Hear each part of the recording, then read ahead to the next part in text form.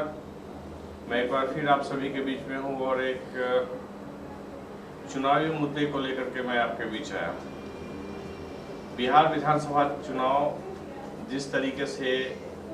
करवट ले रही है, राजनीतिक तोड़ मरोड़ जिस तरीके से आगे बढ़ी है, उसमें यही एक बड़ा सवाल है कि जो एनडीए की गठबंधन भाजपा और जदयू की वर्तमान में आपको दिख रही है, वह निष्पक्ष रूप से कहीं न कहीं कहा जा रहा है कि जदयू के साथ भाजपा आज भी है। लेकिन भाजपा के दो गुटों में एक बड़ा लकीर खींच दिया गया है, जिसमें आप देखेंगे कि सुशील मोदी एक बिहार की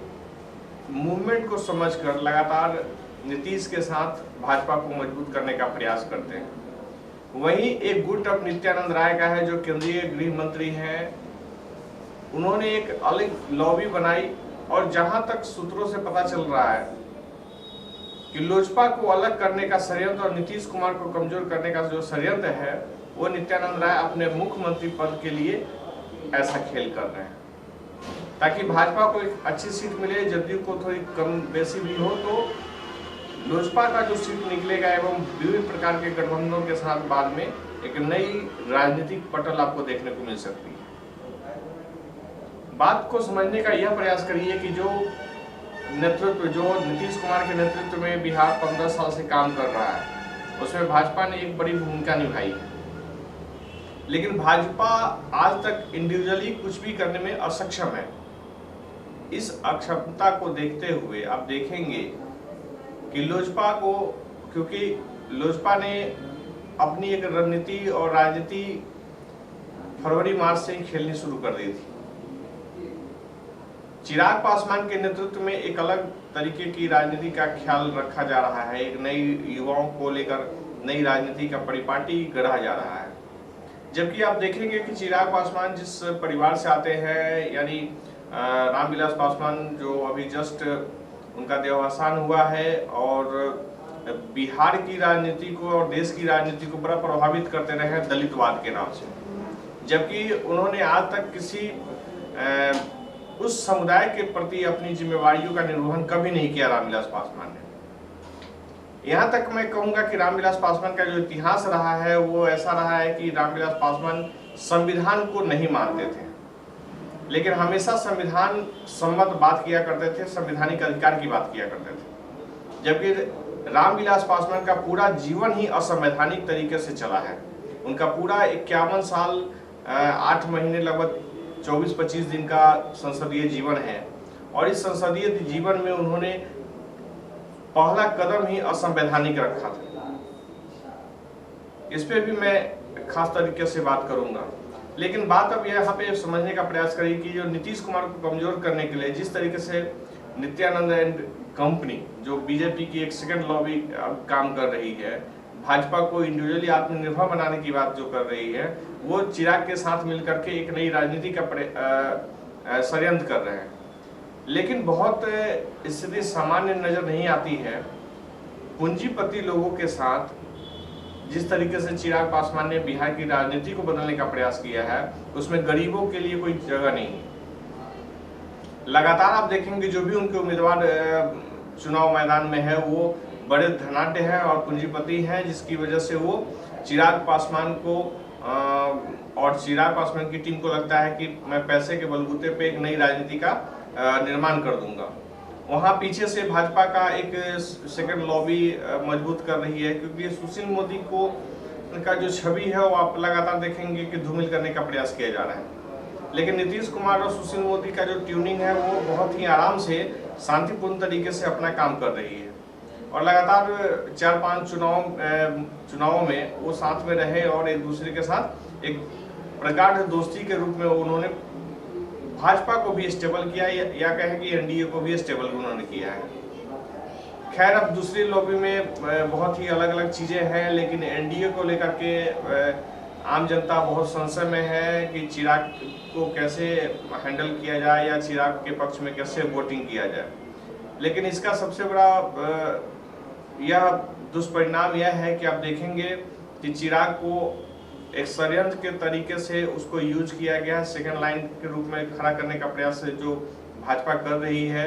जबकि डेली आप देखेंगे कि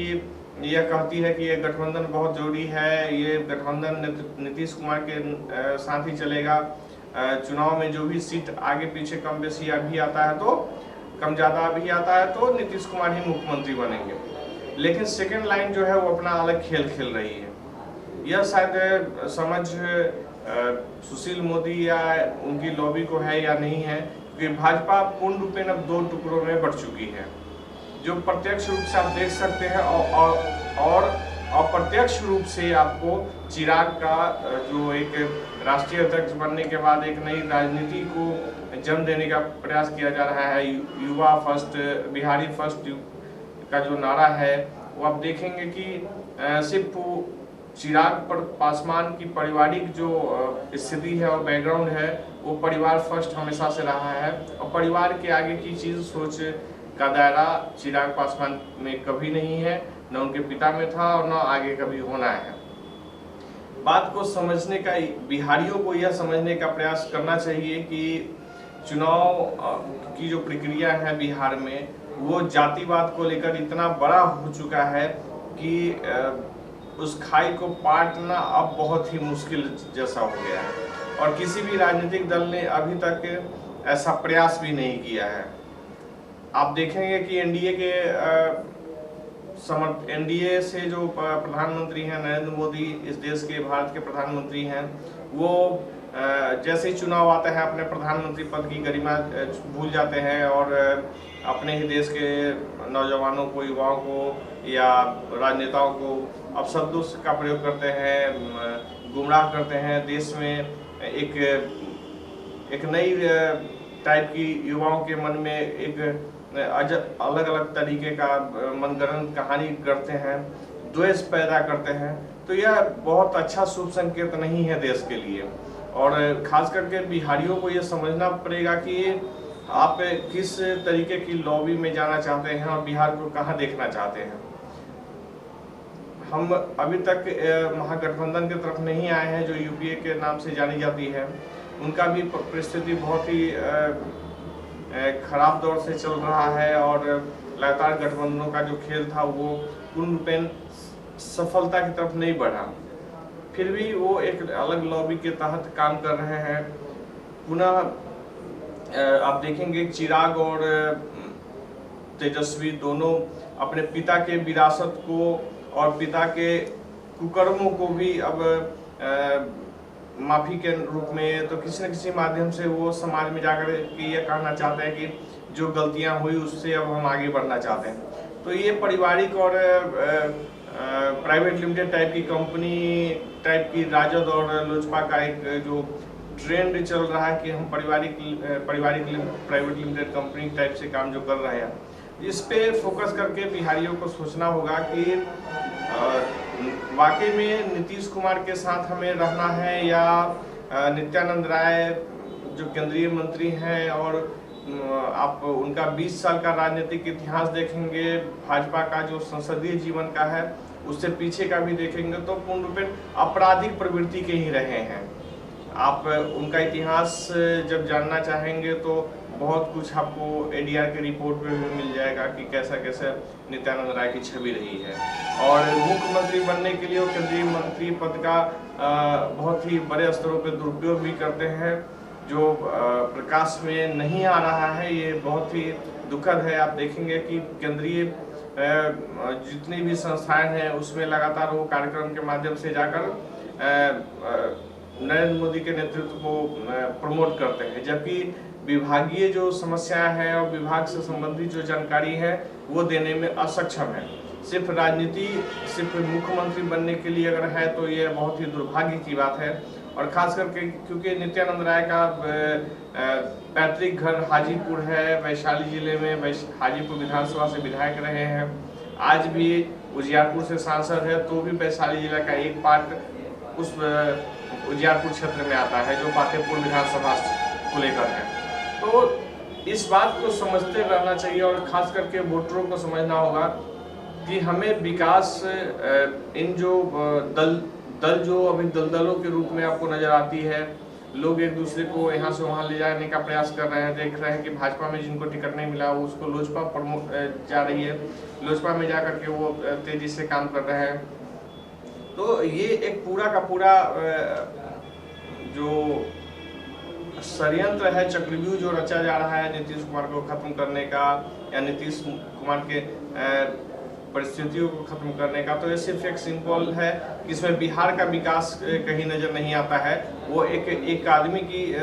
मानसिकता है कि मुझे मुख्यमंत्री बिहार का बनना है और उस हिसाब से वो नेक्सस को चला रहे हैं। इसमें चिराग पासवान की अहम भूमिका है कि कहीं मैं उप मुख्यमंत्री बन जाऊं या कुछ भी इस तरीके के सोच है। जो केंद्रीय मंत्रिमंडल में बैठा हुआ है, केंद्र सरकार में बैठा हुआ, संसद में बैठा हुआ, केंद्र के लोकसभा में बैठा हुआ, ये सभी लोग जब एक मुख्यमंत्री पद के लिए बेचैन नजर आते हैं तो ये बिल्कुल जनता को समझना चाहिए, वोटरों को समझना चाहिए कि यह वोटिंग का समय है और गलत तरीके के किसी भी चीज़ों पे हमें जाकर के अपनी सहमति नहीं देनी है। अगर वो एनडीए है तो प्योर एनडीए रहे, कोई यूपीए है तो यूपीए रहे, फिर नए नए तरीके का गठबंधन होता है। एक चीज़ और मैं यहाँ बता दूंगा कि अभी ओवैसी जहाँ बिहार चुनाव में बहुत ज़्यादा सक्रिय कभी नहीं दिख रहे थे, वो एक मेरे सूत्र बताते हैं कि एक प्लान्ड वे में